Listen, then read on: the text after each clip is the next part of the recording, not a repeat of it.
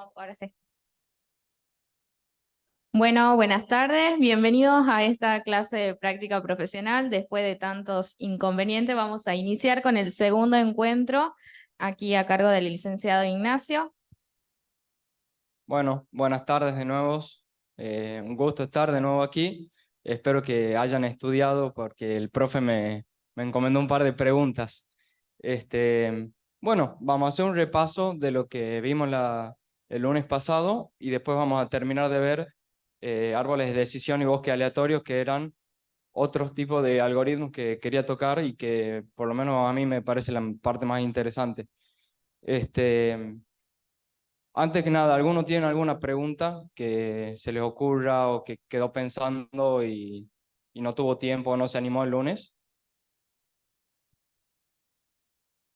Bueno, bueno, vamos a hacer un pequeño repaso. Habíamos visto qué es Machine Learning, los tipos de aprendizaje automático, qué es un modelo, los campos del aprendizaje supervisado, que era clasificación y regresión, y después vimos regresión lineal y regresión logística. Y por supuesto las métricas para evaluar los modelos.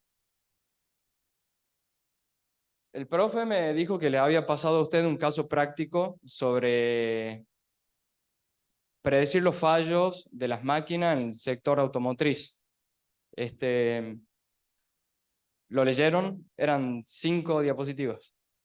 ¿Están al tanto de eso? Nada. Bueno.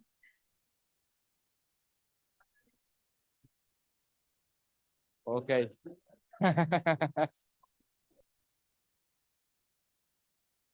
Bueno, entonces les voy a contar un poco de qué se trata y lo vamos a resolver juntos. Le voy a hacer un par de preguntas.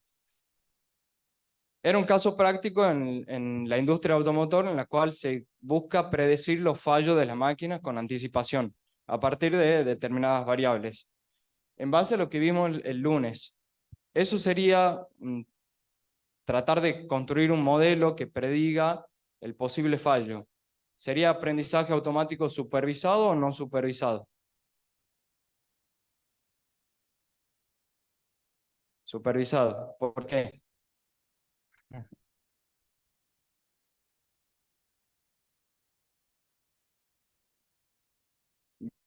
Bien. Tenemos un montón de ejemplos en la cual hubo casos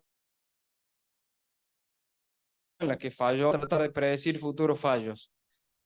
¿Por qué es aprendizaje supervisado en vez de no supervisado?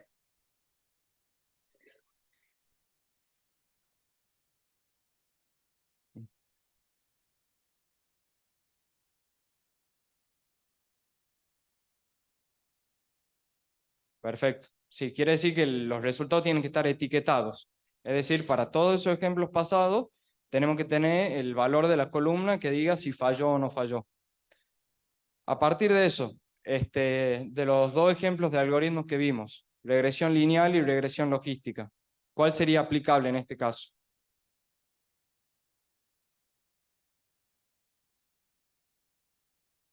¿Por qué?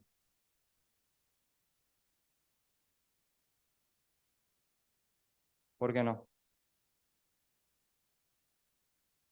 Y que- pero querés predecir si va a fallar o no va a fallar. No, es si va a fallar o no va a fallar.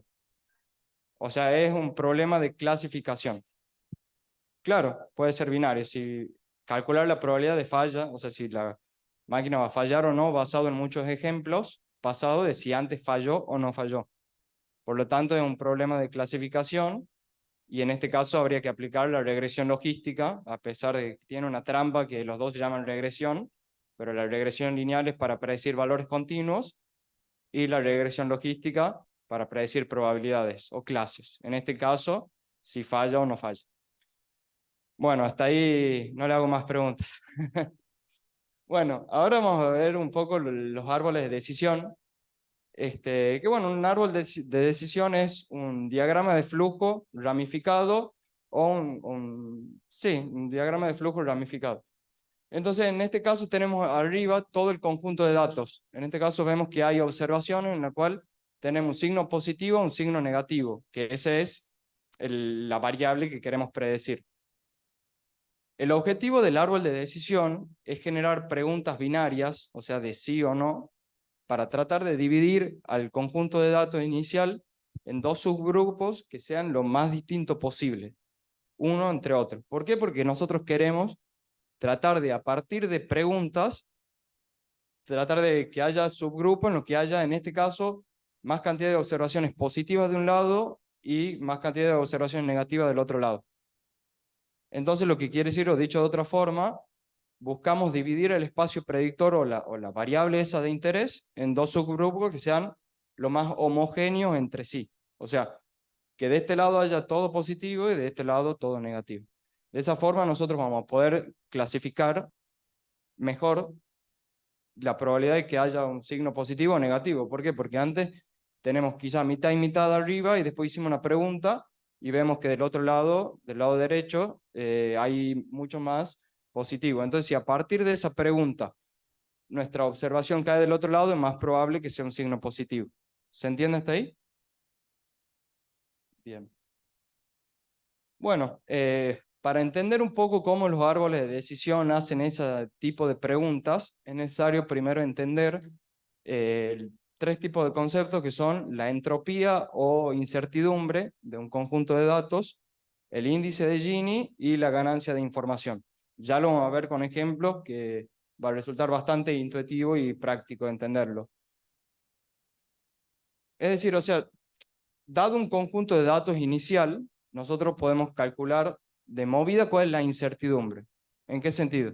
De que, como vimos en la clase pasada, teníamos un conjunto de datos con 10 observaciones de diamantes. Y ahora, por ejemplo, los queremos clasificar en los que son buenos y los que son perfectos, de acuerdo a sus variables. Hay algunos que son buenos y otros que son perfectos. Si nosotros tenemos 10 observaciones y hay 5 que son buenos y 5 que son perfectos, ¿cuál es la probabilidad de que si yo saco un diamante al azar, ese diamante sea perfecto? 50%. Entonces nosotros tenemos esa medida de incertidumbre que nos dice, bueno, yo saco al azar uno y partimos de que hay un 50% de certidumbre o incertidumbre de que yo agarre el que quería agarrar, que en este caso es el perfecto, el diamante perfecto. Entonces eso vendría a ser la incertidumbre. Y a partir del índice de Gini es como nosotros llegamos a la incertidumbre.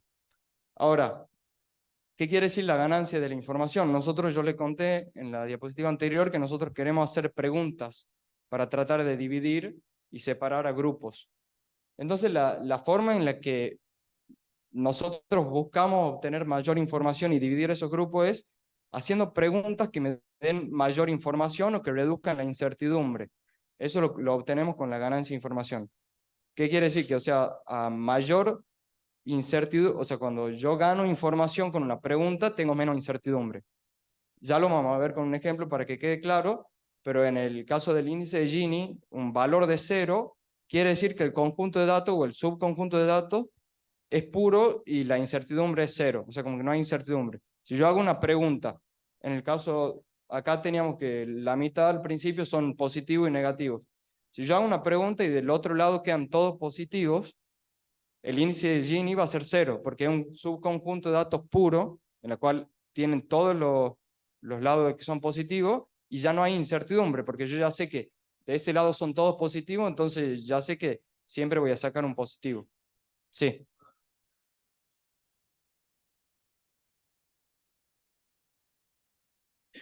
tiene cierta relación. Sí, sí. Este, bueno, y entonces un índice de Gini de 0 quiere decir que un subconjunto de datos es totalmente puro, o sea que tenemos la clase con las observaciones, todo de ese tipo. En el caso de la maquinaria, si nosotros hacemos una pregunta y vemos que se divide el subconjunto y a partir de esas preguntas son todas observaciones en las cuales la máquina falló, sabemos que la incertidumbre es 0. ¿Se entiende? Ahora, incertidumbre igual a 1, o sea, puede tomar valores entre 0 y 1. E incertidumbre igual a 1 quiere decir que en el subconjunto o en el conjunto de datos tenemos la misma cantidad de muestras con las distintas clases. O sea, al principio tenemos la misma cantidad de más y menos, entonces la la incertidumbre es de 1. ¿Se entiende? Bueno, ya lo vamos a ver para que quede más claro con el ejemplo. El ciclo esto también lo voy a repasar y lo vamos a ir volviendo a medida que vamos abarcando el ejemplo, pero se los comento ahora para que quede un poquito de claro cuál es el ciclo de vida de los árboles de decisión. Tenemos en el primer paso que proporcionan los ejemplos. Tenemos las 10 ejemplos de los diamantes. Calculamos la incertidumbre para los ejemplos. Calculamos que al principio había un 50% de probabilidad. De ahí generamos las preguntas. Después, justo está ahí el profe, me ha tapado el cuadrito. Bueno, separamos los ejemplos a partir de la pregunta, se hace una pregunta y se separan los ejemplos y calculamos la incertidumbre. Y a partir de ahí, después de calcular la incertidumbre, calculamos la ganancia de la información. Una vez que calculamos la ganancia de la información a partir de todas las preguntas posibles, que ya vamos a ver de qué se trata eso, elegimos cuál es la pregunta que nos dio la mayor cantidad de información. Y a partir de ahí, hacemos la pregunta, si en los ejemplos de la división hay incertidumbre 0, quiere decir que, o sea, todas las muestras de un subconjunto son iguales, ahí ya no hace falta dividir más. ¿Por qué? Porque vamos acá de nuevo. Tenemos mitad y mitad. Si yo hago una pregunta y del otro lado quedan todos positivos, ya no me hace falta hacer a mí otra pregunta, porque ya está, yo ya sé que la predicción va a ser positiva. Ahora, si del otro lado quedan un poco de positivo y un poco de negativo, yo quiero seguir desagregando de manera que en cada subconjunto después tenga todo positivo o todo negativo. O en el caso de los diamantes, todos buenos o todos perfectos. Entonces, el ciclo de vida, ¿qué quiere decir eso? Que yo, siempre y cuando tenga en un subconjunto 2 clases distintas, voy a querer seguir haciendo preguntas. Si ya tengo todo, se termina ahí el ciclo. Entonces vamos a retroalimentar todo eso. Y ahora lo vamos a ver con el caso práctico para que quede mucho más claro.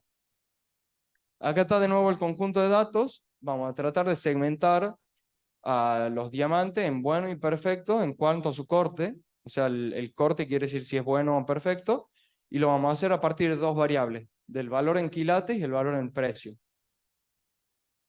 Nosotros tenemos que calcular, como les dije, el índice de Gini al principio.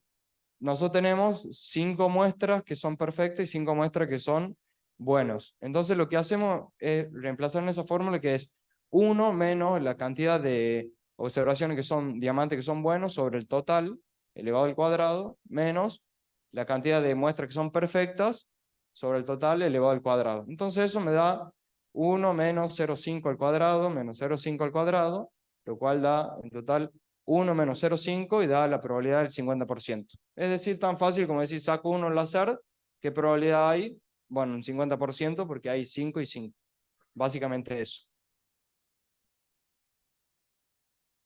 Ahora, ¿cómo es que el árbol de decisión empieza a hacer preguntas y cuál es la primera pregunta que va a discriminar? ¿Por qué? Porque yo acá tengo todo el conjunto de datos y de ahí hay una sola pregunta que me divide el conjunto de datos en 2. Pero yo puedo generar muchísimas preguntas. Ahora, ¿yo qué quiero hacer? Encontrar cuál es la pregunta que me va a dividir al conjunto de datos en los 2 subconjuntos que sean lo más distinto posible entre ellos 2. Entonces, ¿yo qué tengo que hacer? Tengo 2 variables y tengo 10 muestras. Entonces tengo para hacer 20 posibles preguntas. ¿Qué quiere decir? Que tomo la variable quilates y agarro la primera muestra y digo, el valor de quilate es mayor a 0,21. Si la opción es positiva, la muestra se va de un lado. Si es negativa, se va del otro. Después pasamos a la otra pregunta. El valor de quilates es mayor a 0,39 y los que son positivos van de un lado, los que son negativos, o sea, si la condición es verdadera, se va la muestra para un lado. Si no, se va del otro lado. Entonces se van generando 2 subconjuntos. Y el valor que está abajo, ese es la ganancia de la información que ya vamos a ver cómo calcularlo.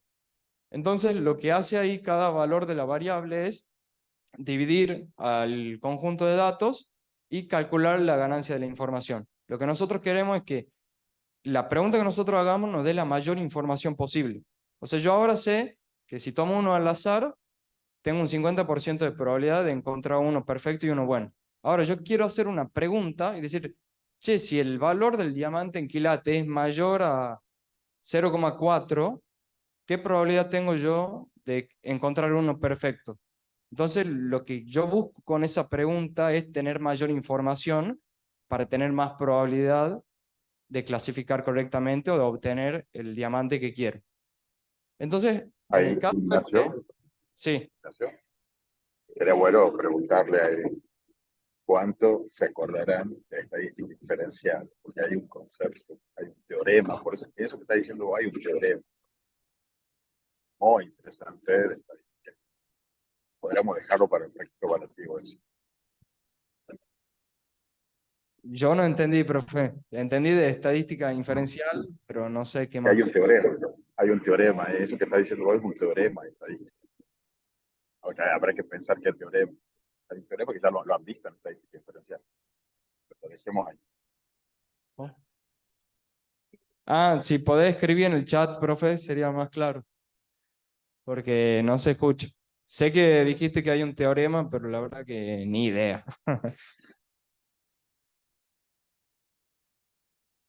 Pero bueno.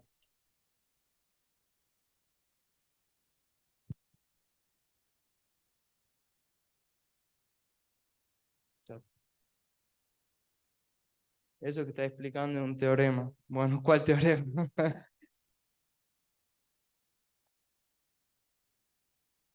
¿Qué teorema de estadística inferencial? ¿Alguno sabe? Ah, esa es la pregunta. Bueno, paso palabra, dicen acá, profe.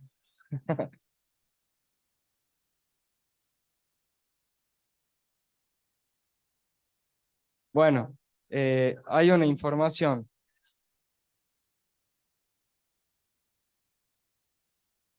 Y cambian las probabilidades. Teorema de límite central, dicen acá, profe. No.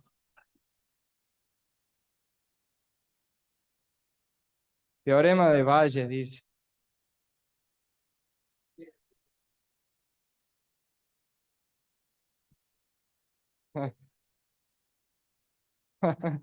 Eso. Bien ahí.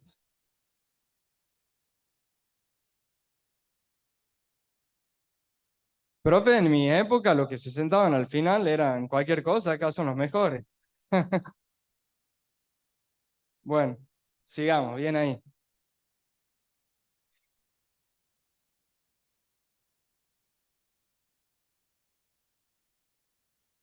Ahí estamos.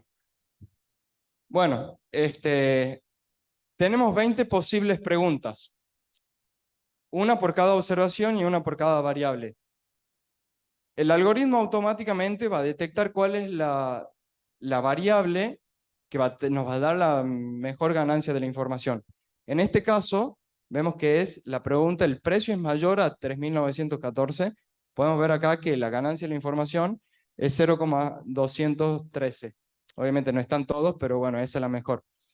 ¿Por qué es la mejor en este caso? Porque podemos ver que divide al subconjunto de 10 muestras en dos subconjuntos en el cual cuando la condición se cumple vemos que todos los diamantes son perfectos. Ahora, del otro lado, cuando la condición es falsa, vemos que hay 2 diamantes que son perfectos y 5 que son buenos. Entonces, yo ya sé, a partir por lo menos de este conjunto de datos, que si viene un nuevo diamante y el precio es mayor a 3.914, es muy probable, o en realidad debería ser perfecto, a partir de este conjunto de datos. Y cuando la condición es falsa, yo voy a buscar hacer otra pregunta más que después me divida y de un lado me ponga a los 2 que son perfectos de un lado y a los otros 5 que son buenos del otro lado. ¿Se entiende hasta ahí? Bien. Bueno, ahora vamos a ver cuáles son los pasos para calcular la ganancia de la información. El primer paso es dividir el conjunto de datos haciendo una pregunta, lo que veníamos viendo. De ahí calculamos el índice de Gini por la división izquierda, o sea, del conjunto del lado izquierdo, cuando la condición es falsa o positiva o verdadera. De ahí calculamos cuál es la incertidumbre en comparación a cómo era la incertidumbre antes de la pregunta. Y hacemos lo mismo del lado derecho. Calculamos cuál es la incertidumbre a partir de esa pregunta y después y comparamos con cuál era la incertidumbre que había antes. De ahí calculamos la entropía total, o sea, entropía e incertidumbre en este caso es lo mismo, que es sumando la entropía del lado izquierdo y del lado derecho. Y de ahí, para saber si hubo ganancia de la información o no, medimos cuál es la entropía total, o sea, la incertidumbre que había antes y la incertidumbre que hay ahora a partir de esa pregunta. Es decir, al principio había una incertidumbre 0,5 y ahora yo quiero tener una mayor incertidumbre. O sea, en realidad como que la incertidumbre tengo que ganar un poquito de incertidumbre, ya lo vamos a ver con el caso.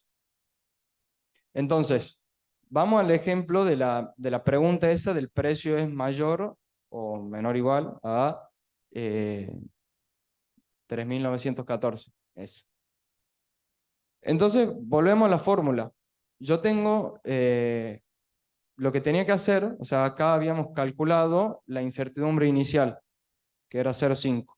Ahora yo quiero calcular cuál es la incertidumbre del lado izquierdo y del lado derecho, a partir de esa pregunta. Entonces, como yo dividí, me quedaron 3 muestras de un lado que son diamantes perfectos y del otro lado 7, en el cual son 2 perfectos y 5 buenos. En el lado izquierdo, cuando la condición se cumple, o sea que es verdadera, yo tengo ahora que tengo 3 muestras en el cual hay 0 que son buenos y 3 que son perfectos. Entonces hago reemplazo en la fórmula y me da un índice de Gini izquierdo de 0. O sea, habíamos dicho que el índice de Gini es 0, quiere decir que no hay incertidumbre. O sea, yo tengo completa certidumbre de que todos son perfectos. Hago el mismo cálculo del lado derecho. Tengo 7 observaciones, de las cuales 2 son perfectos y 5 son buenos. Entonces me da un Gini derecho de 0,41. Después tengo que hacer un cálculo de comparar cómo era antes y después. Entonces tengo el total de observaciones del lado izquierdo sobre el total, que son 3 sobre 10 por el Gini, que es 0, y me da una entropía, o sea, incertidumbre de 0. Y después del lado derecho hago lo mismo, 7 sobre 10, porque tenía 7 observaciones, y antes tenía 10, por el Gini, que da de 0,41 y me da de 0,287. Ahora, yo tengo que calcular como último paso la ganancia de la información, que es la entropía o incertidumbre que tiene al principio y la que tengo después de hacer la pregunta. Al principio habíamos visto que era de 0,5, porque tenía de los 10, tenía 5 que eran buenos y 5 que eran perfectos. Saco uno al azar, tengo un 50% de probabilidad. Ahora, la entropía después es la entropía del lado izquierdo que hemos calculado más la del lado derecho. Entonces tengo entropía del lado izquierdo, que es 0, más 0,287, que es el lado izquierdo y el lado derecho, y eso me da una ganancia de información de 0,213. O sea, gané eso de información. Si nosotros repetimos ese cálculo con cada una de las preguntas, vamos a obtener una ganancia de información menor a ese, porque esta es la pregunta que nos daba el mayor ganancia de información. Entonces, ¿qué es lo que se hace ahí? Es agarrar esa pregunta que nos da la mayor ganancia de la información y dividir el conjunto de datos a partir de esa pregunta. Entonces, después lo que tenemos que hacer es, ya hemos identificado cuál es la pregunta, o sea, añadimos el nodo de decisión con la pregunta con mayor información y de ahí vemos si hace falta dividir de un lado o del otro. Ya hemos visto que de un lado ya no hace falta dividir porque tenemos todos los lados perfectos y del otro teníamos 2 que eran perfectos y 5 que eran buenos. Entonces se vuelve a generar otra pregunta. Ya vamos a llegar a ese punto, pero sí, o sea, el objetivo vendría a ser, a priori, ya vamos a ver, en algunos casos aplica el tratar de siempre tener todo de un lado, que sean todos de la misma clase, y hay veces que no es tan bueno tener a todos por cuestiones que lo vamos a ver un poquito más adelante. Bueno, ¿alguna pregunta hasta acá? Bueno, seguimos. Entonces nosotros acá, este puede ser un diagrama de cómo entrenamos nosotros un modelo. Hemos entrenado el modelo con 10 observaciones y hemos detectado que la primera mejor pregunta es si el precio es mayor o igual a 3.914. De ahí, si la condición es verdadera, hay diamantes perfectos. Si la condición es falsa, se hace otra pregunta. En ese caso, si la característica, o sea, el valor del quilate mayor o igual a 0,76, vendría a ser la segunda mejor pregunta. Entonces, si la condición se cumple, vemos que el diamante es bueno. O sea, dice ok, ahí quiere decir bueno. Y después, si es que no, se busca hacer otra tercera pregunta y en la cual podemos ya determinar en esa tercera pregunta si se cumple o no, si el diamante es perfecto o el diamante es bueno. Entonces, con ese tipo de relaciones es que nosotros entrenamos un modelo y el modelo con este conjunto de datos de 10 observaciones aprendió esas reglas. Ahora, ¿qué es lo que queremos nosotros?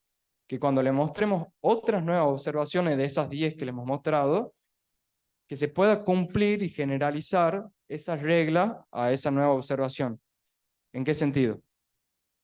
Que si vengo con otro diamante o otros varios diamantes con valores distintos de quilates y de precio, yo esperaría que con esas preguntas yo pueda identificar si el diamante es perfecto o es bueno.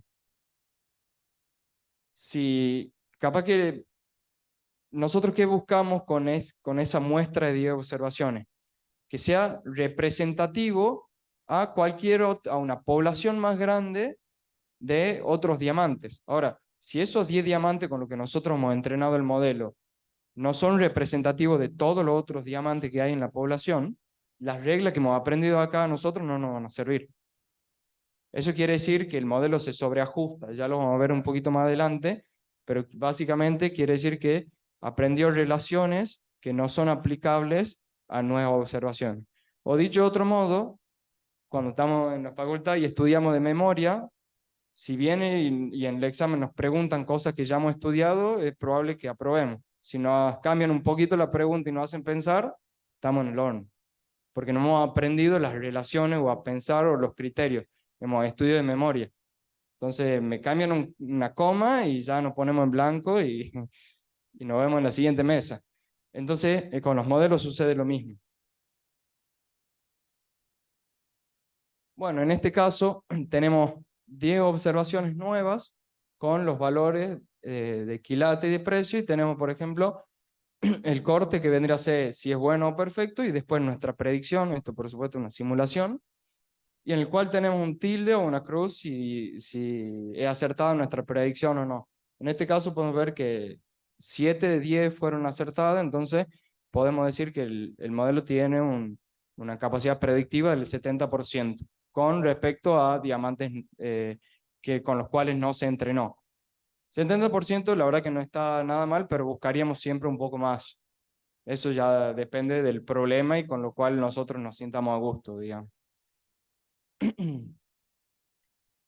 Bueno, ¿qué sucede un poco con los árboles de decisión? Que los árboles de decisión tienden a sobreajustarse. Ahí hay un ejemplo de qué es el subajuste, el underfitted, el sobreajuste, que es el overfitted, y el ideal. Nosotros ahí tenemos un espacio de muestras, tenemos círculo y cruces. Y nosotros queremos encontrar una relación que divida a los dos en subconjuntos. Ahora, si nosotros trazamos así una línea muy básica, capaz que el modelo va a aprender relaciones que sean muy vagas y que no sean muy replicables. El lado opuesto, que vemos que se trata de sobreajustar todo, quiere decir que acá el modelo aprendió de memoria a partir de los datos con los que se entrenó. Si nosotros le mostramos los mismos datos, es probable que tenga un buen rendimiento. Ahora, si le cambiamos y le mostramos diamantes que son un poco distintos, capaz que no tenga un buen rendimiento porque se sobreajustó o estudió muchísimo de memoria con lo que ya vio. ¿Se entiende? Entonces, idealmente buscaríamos algo más suave, que tenga quizá esa forma curva y que tenga una buena capacidad predictiva sin tener que bordear cada muestra y sobreajustarse. Este es un ejemplo gráfico de lo que quiere decir eso.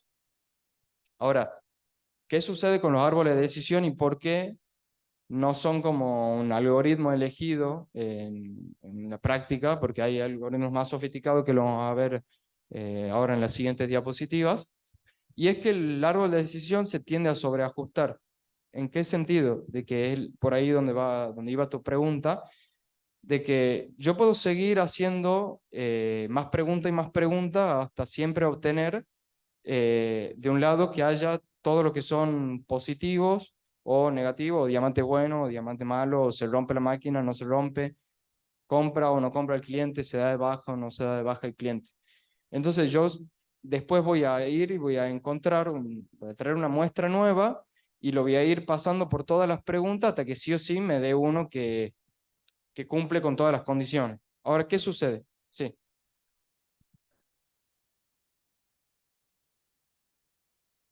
Es que es ilimitada. Eso es un hiperparámetro que se llama, que lo vamos a ver después, que eso es algo que nosotros podemos configurar, la cantidad de preguntas que le podemos hacer. Eh, entonces, ¿qué es lo que nosotros buscamos cuando construimos un modelo de Machine Learning? Nosotros queremos que sea generalizable a nuevos datos. ¿Qué quiere decir generalizable? Que cuando nosotros venga una muestra distinta, o sea, no una sola muestra, vienen muchísimos diamantes más, nosotros queremos saber que todo eso si cumplan ciertos algunos criterios, capaz que cumplan con una o dos preguntas que a mí ya me sea fácil poder predecir si es un diamante bueno o malo, o bueno o perfecto, perdón. Ahora, si el algoritmo o el árbol aprende reglas muy específicas, o sea, se le hacen muchísimas preguntas, imagínate que va a haber re pocas muestras que cumplan con todos esos criterios. O sea, imagínate que yo estoy buscando los atributos de una persona y digo, bueno, yo quiero que tenga esta edad, esta altura, que juegue este deporte, que estudie esto, que sea así, así y así, y todos esos atributos, y salí a buscar a esa persona y muy probablemente no la encontré, o sea, capaz que está en otro planeta, digamos. Entonces, lo que nosotros queremos hacer es decir, bueno, ¿con cuántos más o menos atributos son los más importantes para mí? Me conformo y digo, bueno, con que haga esto, cumpla esto, esto y esto, me conformo y tengo mucha más probabilidad de encontrar a esa persona. ¿Se entiende? Bien, entonces es por eso que el árbol de decisión por ahí como que se tiende a sobreajustar y como que no siempre es representativo todas esas reglas que aprende. En el caso del árbol de decisión, para evitar el sobreajuste, nosotros quisiéramos solamente hacer un par de preguntas, no 50 preguntas para que después nadie cumpla con esos criterios.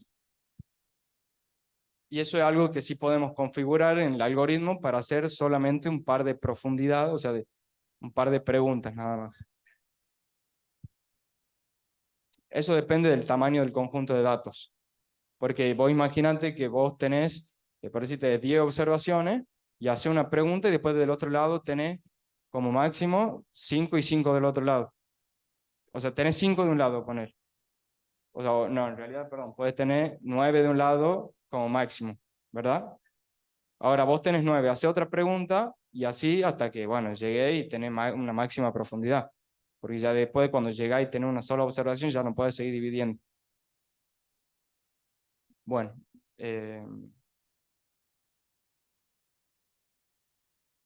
no. Bueno, o sea, sí, o sea, en realidad va a depender de la cantidad de muestras y la cantidad de variables que vos tengas.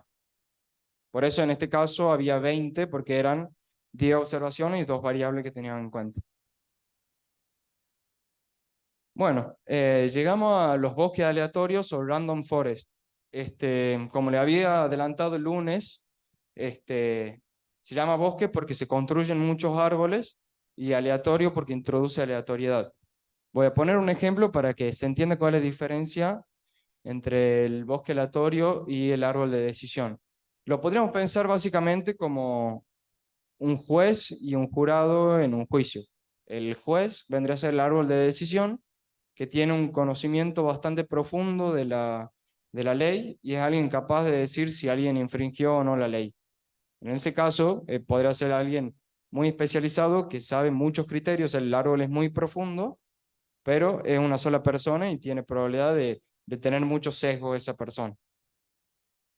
En cambio, el jurado vendría a ser compuesto por personas aleatorias, con distintos gustos, preferencias, formaciones, hábitos y demás, lo cual quizás no son alguien especializado en materia de la ley, lo cual vos podés decir, che, pero esta persona va a decidir y no es alguien especializado, pero si nosotros tenemos 10, 20 o 100 o 1000 personas, es más probable, es más difícil que se equivoquen.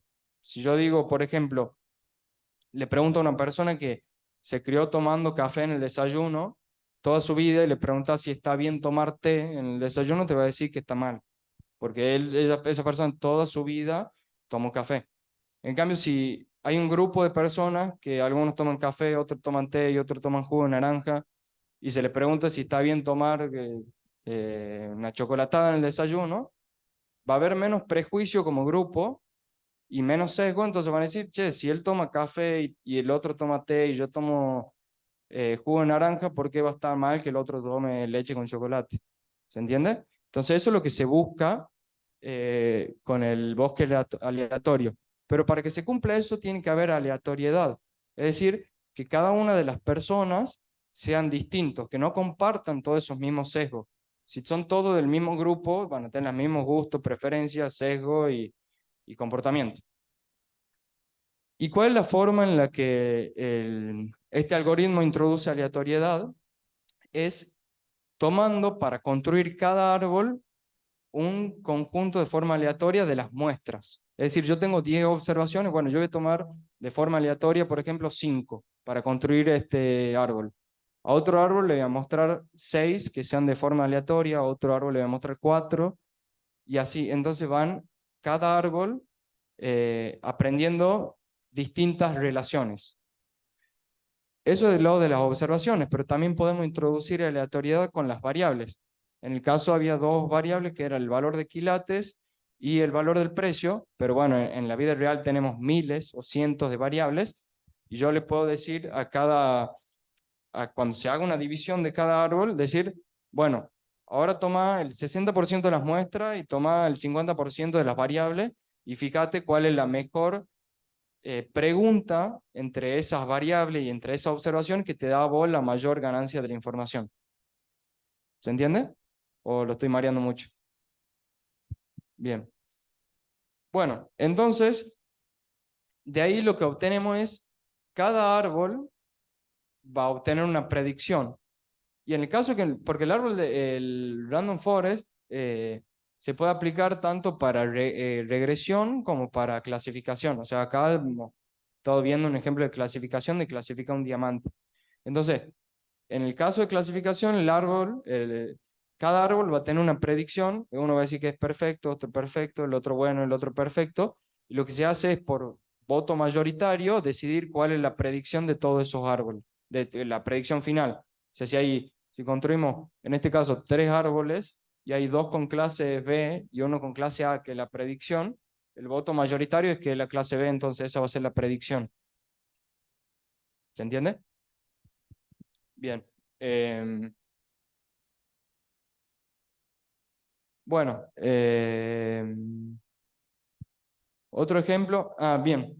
¿Qué es lo que buscaríamos? O sea, yo les dije que en el árbol de decisión no queremos que se sobreajuste. O sea, nosotros no queremos hacerle 50 preguntas porque eso después no vamos a encontrar una muestra que cumpla todos esos criterios.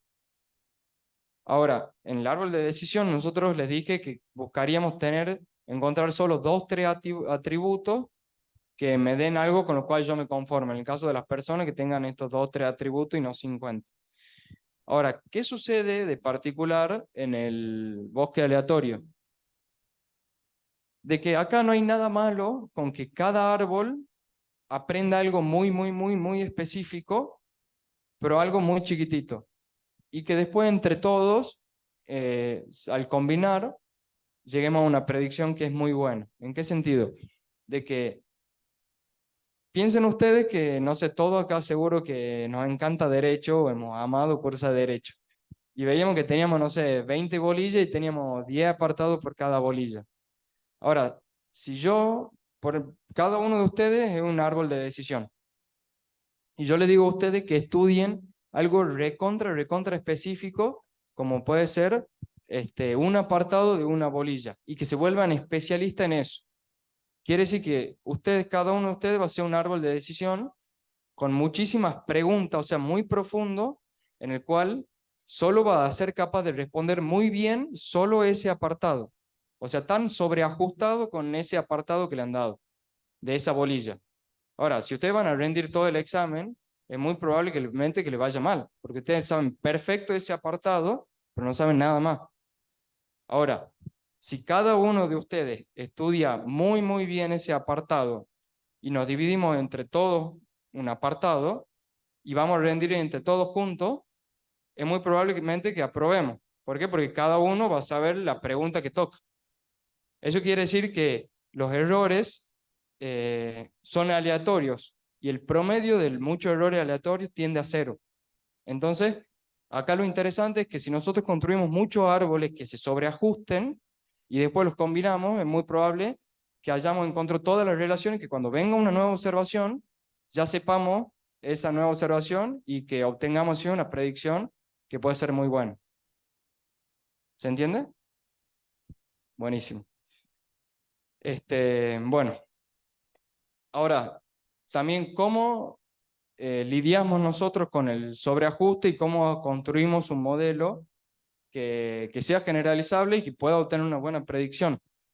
Y ahí viene esto de los parámetros y hiperparámetros, que un hiperparámetro es la profundidad del árbol, es decir, cuántas preguntas yo le hago a cada árbol. ¿Cuál es la diferencia entre parámetros e hiperparámetros? Los parámetros es lo que aprende el algoritmo en el periodo de entrenamiento. Eso nosotros no lo sabemos, ya computacionalmente va aprendiendo cuáles son los pesos que le da a cada variable. O sea, al valor del quilate y al valor del precio, el algoritmo encuentra de una forma óptima cuánto peso darle a cada variable. Ahora, los hiperparámetros son los parámetros que nosotros, como científicos de datos, podemos indicarle o configurarle al algoritmo para que aprenda de una forma u otra. En el caso del random forest o bosque aleatorio, un hiperparámetro puede ser la cantidad de árboles que nosotros tratamos de construir. A mayor cantidad de árboles es mejor. ¿Por qué? Porque tenemos más chance entre todos nosotros que estudiemos un apartado de cada bolilla, porque si somos, por ejemplo, si hay, no sé, en total 100 apartados, en total de todas las bolillas, y somos 20 nosotros, nos vamos a tener que dividir y vamos a tener que estudiar 5. Si somos 100, vamos a tener que estudiar solo 1. Ahora, ¿qué sucede? ¿Cuál es la contra de eso? Que el periodo de entrenamiento del modelo va a ser mucho más. O sea, va a demandar más tiempo de entrenar. ¿Y qué pasa en la vida real? Hay veces que yo quiero entrenar un algoritmo y que me diga ya si un cliente va a comprar o no va a comprar, porque le quiero mandar ya una acción en vivo para que incentivarlo que compre, y no puedo esperar que entrene ahí 50 horas. Y eso depende de, obviamente, de o sea,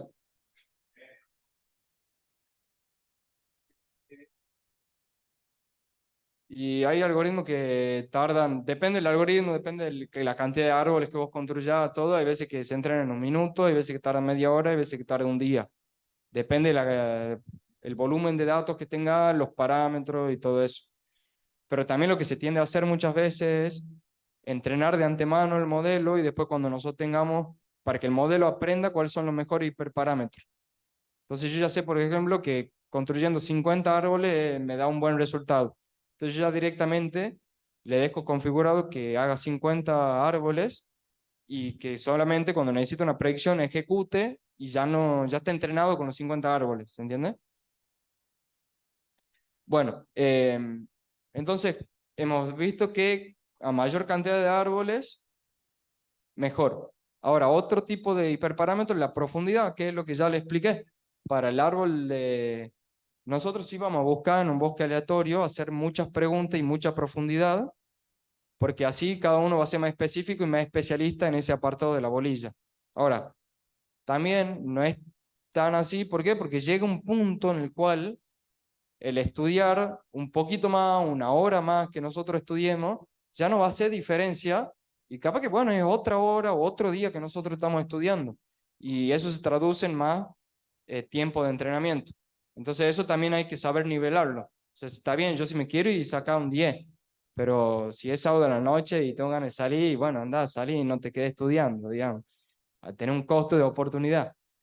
Si ya sabes que has estudiado bastante durante toda la semana y no sigas estudiando sábado y domingo, anda a divertirte.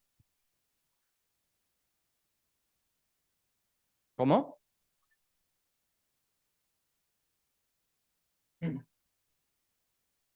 Ujú. Y eso tenés que, o sea, lo que se hace en el periodo de entrenamiento es probar con distintos parámetros, por decirte, comúnmente en los conjuntos de datos se utilizan, no sé, de crear como mínimo 100 árboles y probar 100, 200, 500, 1000, 5000 y así distintas combinaciones. Es decir, pruebo esas 5 opciones de cantidad de árboles. Después, otras 5 opciones, por ejemplo, de profundidad del árbol y después otro hiperparámetro. Y de ahí el modelo va a encontrar cuál es la mejor combinación de todos esos hiperparámetros que nos dan el mejor resultado. Pero es una cuestión de probar. Si podés, más o menos, o sea, hay como reglas generales que dicen, bueno, en todos los modelos que se construye, se prueban de a 100, 200, 500. Y aparte también en la documentación de los algoritmos te dice, ahí la documentación te dice, mira, este hiperparámetro se suele usar entre estos valores. De ahí fíjate vos cuál es lo mejor para tu conjunto de datos. Entonces es cuestión de iterar y probar. Después también otro hiperparámetro sería la cantidad de características con las cuales podemos hacer preguntas para dividir los árboles. Entonces, bueno, esos son los hiperparámetros. Puede ser cantidad de árboles, la profundidad que tiene un árbol, la cantidad de muestras que yo le muestro a cada árbol o considero para cada decisión y la cantidad de características también. Y eso tiene que ser configurado por nosotros, los científicos de datos. Bueno, estamos bien de tiempo. Bueno, lo que acá hay una diferencia entre tipos de... Todo esto que yo le contaba eran modelos o algoritmos basados en árboles. O sea, el árbol de decisión, el bosque aleatorio, y después también hay algoritmos más sofisticados como XGBoost o LightGBM, que se llaman, tienen nombre así, re cool, pero no sé por qué. Y se pueden dividir en grandes rasgos en lo que son tipos de bagging o boosting. El bagging quiere decir una tarea paralela que puede ser el random forest, en el cual cada árbol aprende su relación y después se lo combina. Cada árbol va a tener su predicción y su error y después combinamos todo.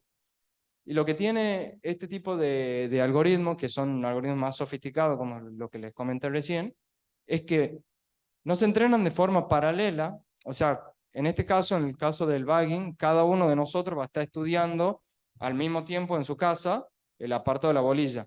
Ahora, en el caso del boosting, yo voy a estudiar yo mi apartado y voy a testear. Es decir, le decía a mi mamá, a ver mamá, tomame estas 10 preguntas que acabo de estudiar. Y capaz que hacerte en 8 de 10. Entonces, en esas dos que yo me equivoqué, le voy a decir después a mi compañero, escucha, mira, yo aprobé en estas 8 y en estas 2, ponete las pilas porque yo le erré. Entonces después mi compañero va a ir y le va a poner más pilas en esas 2 que se equivocó y así sucesivamente, entonces de forma secuencial.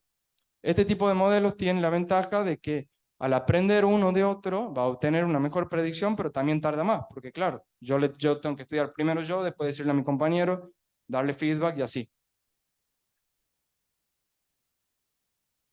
Bueno, hasta acá llegamos. Espero que les haya gustado y obviamente cualquier pregunta. eh, sí,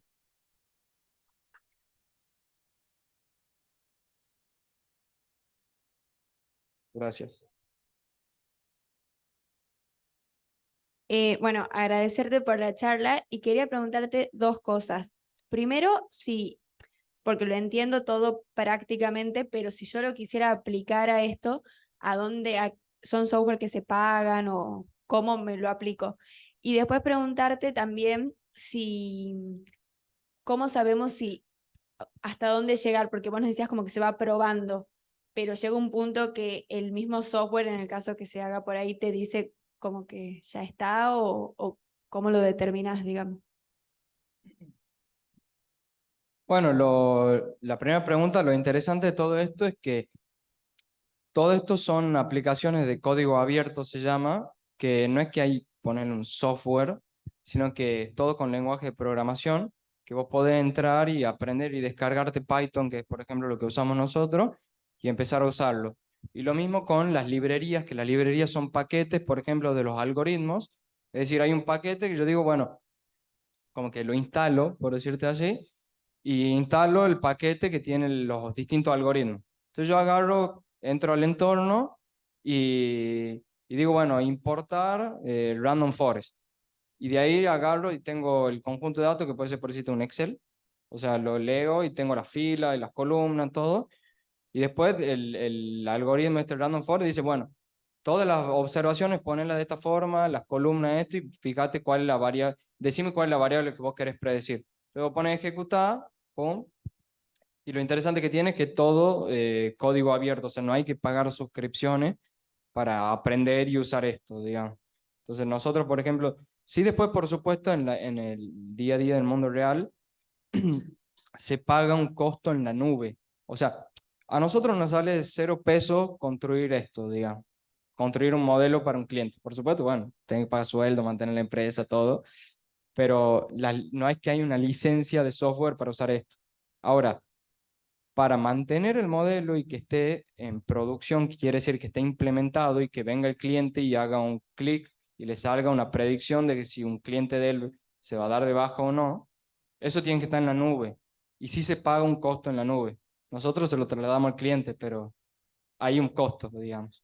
Pero todo esto se puede hacer como un código abierto, o sea, lo puedes usar.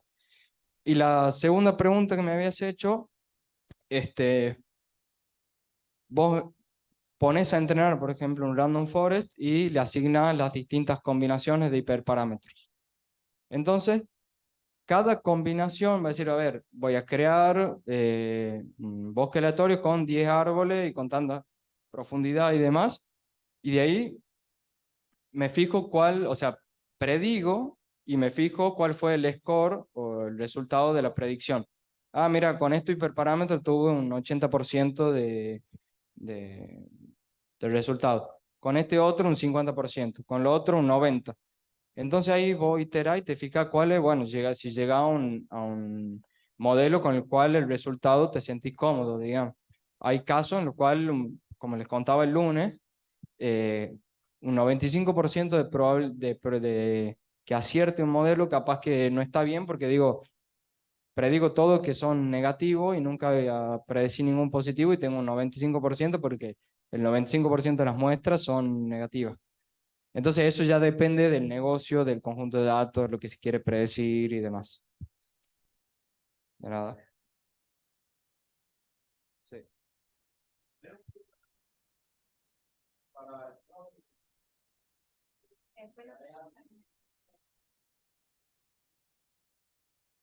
Bueno,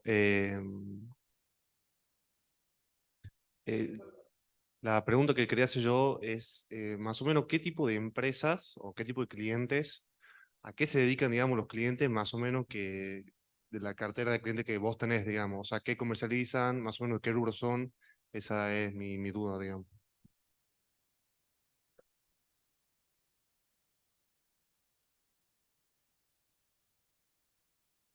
Bueno, lo interesante de esto es que es aplicable a cualquier industria, entonces los clientes pueden ser cualquiera. Le voy a contar un par porque, bueno, no tiene de malo, estar en la página web los clientes, así que pueden entrar y ver. Este, estamos trabajando, bueno, hace rato con Zurich, la aseguradora en Buenos Aires, la aseguradora. Después Soy Henry, la academia, ¿conocen? La academia de programación. Bueno, es una academia que también te enseña a programar, te enseña data science y full stack, y es con costo inicial cero, o sea, vos pagas una vez que te egresás y conseguís trabajo.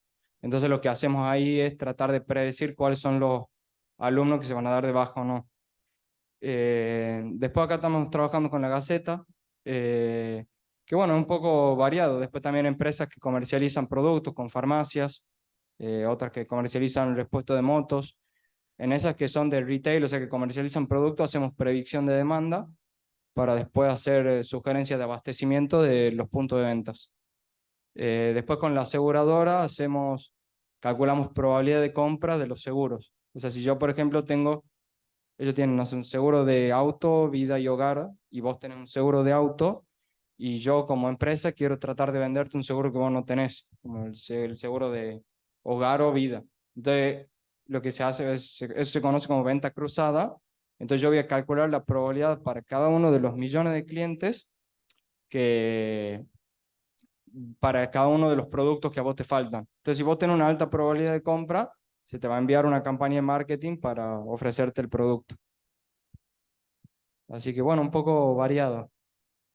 Y después también hicimos, por ejemplo, con consultoras, hasta incluso campañas de marketing, o sea, para predecir cuál iba a ser el alcance en una campaña de marketing, basado en muchas campañas anteriores, y uno podía llegar a estimar a partir de, bueno, el comportamiento de los usuarios, el canal de venta, la fecha de publicación y demás.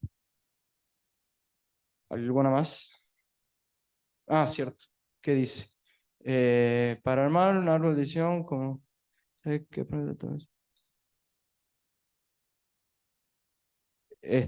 buena pregunta.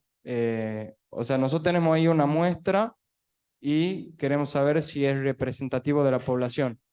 Bueno, a ver, nosotros trabajamos con los datos de nuestros clientes. Nosotros no hacemos investigación de mercado, no compramos base de datos ni nada de eso. Y aparte también porque cada cliente tiene sus datos, objetivos y procesos distintos. Entonces, como que los datos de un cliente no van a ser representativos para el otro. Entonces, yo como empresa de seguros, por ejemplo, tengo estos clientes que tienen este comportamiento, que tienen este estatus y demás, y capaz que ellos se comportan de una forma que capaz que otros clientes de otra aseguradora no lo hacen. O que, por ejemplo, una empresa que comercializa productos, cada uno registra sus ventas en cada punto de venta, si hacen promociones o no y demás. Y cuánto vendo yo como farmacia, capaz que no te dice nada a vos sobre la venta que tiene otra farmacia en otra ubicación y con otro tipo de precio. O sea que yo como farmacia venda 10 Tafirol al mes, no quiere decir que vos como farmacia también vas a vender 10, porque capaz que vos vivís en otra provincia o en otra parte de la provincia y bueno, operás distinto, tenés otro tipo de cliente y demás. Quizás el ejemplo de la farmacia no era el mejor porque, bueno, capaz que debe haber cierta unificación entre los medicamentos, pero eh, no sé, una cerveza, no es lo mismo ir a tomar una cerveza en un lugar caro que en un lugar no tan caro, por más que la cerveza sea la misma. Entonces, eso varía de acuerdo a cada cliente y bueno, se trabaja con los datos del cliente. Bueno, muchas gracias Ignacio por haber compartido estos dos encuentros y con esto finalizamos la clase de hoy de práctica profesional. Así que muchas gracias.